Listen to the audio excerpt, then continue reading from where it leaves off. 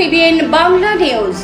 এই মুহূর্তে যে খবরের দিকে নজর রাখবো, তৃতীয়বারের জন্য জেলা সভাপতি নির্বাচিত হওয়ার পর রামেন্দ্র সিংহ রায়ের সভা গোঘাটে। আজ গোঘাটের কামারপুকুর এলাকায় সমস্ত দলীয় কর্মীদের নিয়ে সভা করলেন আরামবাগ সাংগঠনিক জেলা তৃণমূল কংগ্রেস সভাপতি রামেন্দ্র সিংহ রায়। আজকের এই সভাতে দীর্ঘদিন পার্টির মূল স্রোতে না থাকা তৃণমূল কংগ্রেসের বহু পুরনো কর্মী সমর্থকদের দেখা মেলে।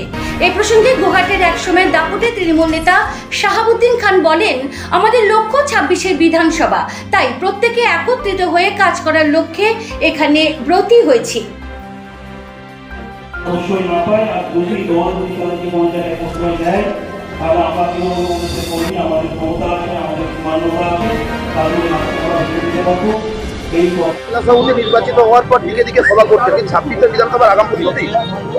২৬শে বিধানসভায় আমাদের জিততেই হবে, এটাই হচ্ছে আমাদের কর্মীদেরকে উজ্জীবিত করার জন্য এই সভা। আর পঞ্চায়েত সমিতি, পঞ্চায়েত, জেলা পরিষদ যে সমস্ত কাজকর্ম আমাদের হচ্ছে উন্নয়নের, সেটা আরো ত্বরান্বিতভাবে যাতে এটা করতে পারা যায়। কারণ একটা সময় নির্বাচন কমিশনারের বিধি যখন এসে যাবে, লাগু হবে, তখন আমরা উন্নয়নের কাজগুলো করতে পারবো না। তাই সেই জায়গাতে যাতে উন্নয়নের কাজগুলো দ্রুত হয়, মানুষকে সাথে নিয়ে, মানুষকে পাশে নিয়ে এই বাংলা এগিয়ে, এটাকে আমাদের প্রমাণ করতে হবে। আর ২৬শে অবশ্যই জেতার জন্যই এই প্রস্তুতি শুরু। দাদা, আস্তে আস্তে দেখা যাচ্ছে আপনার এই বিভিন্ন সভাতে দলের নতুন কর্মীদেরও দেখা যাচ্ছে, কি বলবেন বিষয়টা নিয়ে? পুরনো কর্মীরা তারা আসছেন, তারা আমাদের অভিভাবক। আমরা তাদেরকে বলছি, আপনাদের পরামর্শ, আপনাদের আশীর্বাদ আমাদের এই বর্তমান যারা পরিচালনা করছে তাদের বিশেষভাবে প্রয়োজন। তারা সেইভাবে এগিয়ে আসছেন এবং তাদের পরামর্শ পাথেয় করে গোঘাট বা বিভিন্ন জায়গায় সেখানকার বয়োজ্যেষ্ঠ পুরানো কর্মী যারা, তাদের মতামত, তাদের আশীর্বাদ নিয়েই এরা পথ চলবে, যাতে জয় সুনিশ্চিত হয়। দাদা, অনেকেই তো অনেক সময় দেখা যাবে সোশ্যাল মিডিয়াতে ক্ষোভ প্রকাশ করে দল থেকে সরেছিলেন, তাদেরকে কিভাবে আশ্বস্ত করছেন? দেখুন, একটু আগে আমি বলেছি কর্মীদের যে ক্ষোভ বিক্ষোভ থাকতে পারে, কিন্তু এটা কোনো মিডিয়ার সামনে তুলে ধরাটা অনুচিত। এটা দলের নীতি নয়। ক্ষোভ বিক্ষোভ থাকলে নিশ্চিতভাবে আমি মাসে ৩টে দিন এখানেতে আসবো, ৩টে সপ্তাহে ৩টে দিন।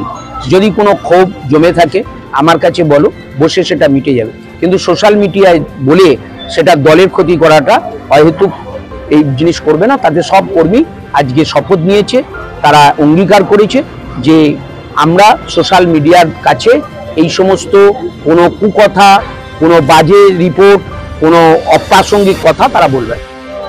নতুন করে কিছু বলার নেই। দল কর্মসূচি দিয়েছে, জেলা সভাপতির নেতৃত্বে আজকে আমরা এই জায়গায় উপস্থিত হয়েছি।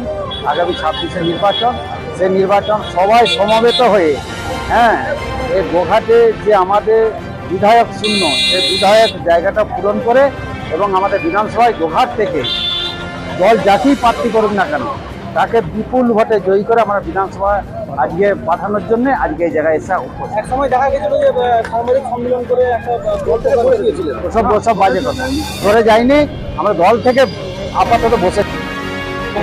আমি ২ নম্বরের কথা বললাম, আমি ১ নম্বরের কথা বলবো না।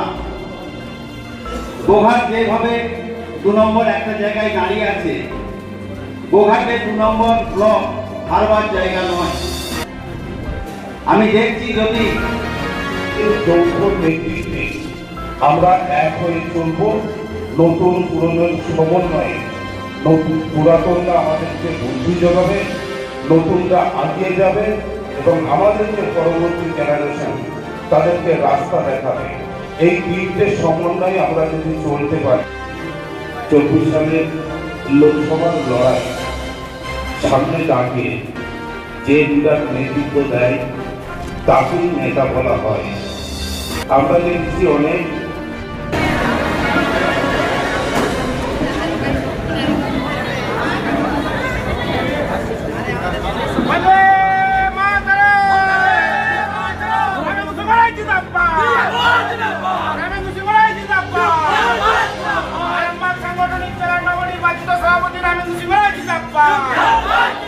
সংগঠনের সিংহ পুরুষ রামেন্দ্র সিংহ রায় জিন্দাবাদ। মানুষ মনের মানুষ রামেন্দ্র সিংহ রায় জিন্দাবাদ।